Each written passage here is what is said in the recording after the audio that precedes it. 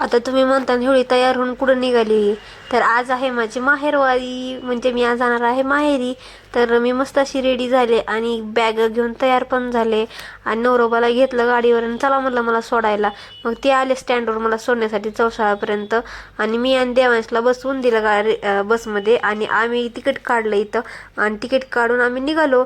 तर फायनली आम्ही पोहोचलो आहोत धाराशिवला आणि धाराशिवला पोहोचल्यानंतर आलो कॅन्टीनमध्ये. मस्त असा एक चहा पिऊन घेतला, देवांसाठी चिप्स घेतले होते आणि आम्हाला न्यायला कोण आलंच नव्हतं स्टँडवर. मग आम्ही वाट बघत होतो आम्हाला कोणतरी घ्यायला येईल म्हणून. आणि तोपर्यंत म्हणलं आता बसून काय करावं, चला म्हणलं चहा तर पिऊन घेऊयात.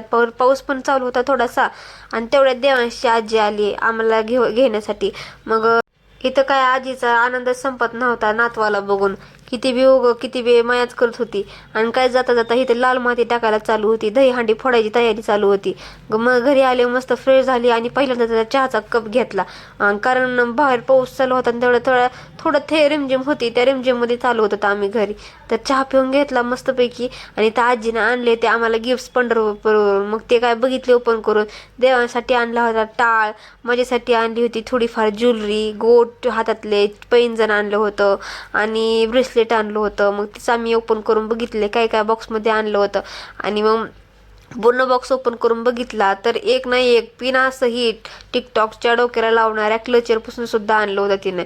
आणि हा डब्बा बघा किती छान आहे, माझ्यासाठी आणला होता तेव्हाच्या आजीनी आणि माझ्या आईनी. तर मी हे गळ्यातलं घालून बघितलं, खूप छान असं गळ्यातलं घेतलं होतं बरं का. मला खूप आवडलं कारण कसं असतं आईची माया असते ही. तर भेटू उद्या.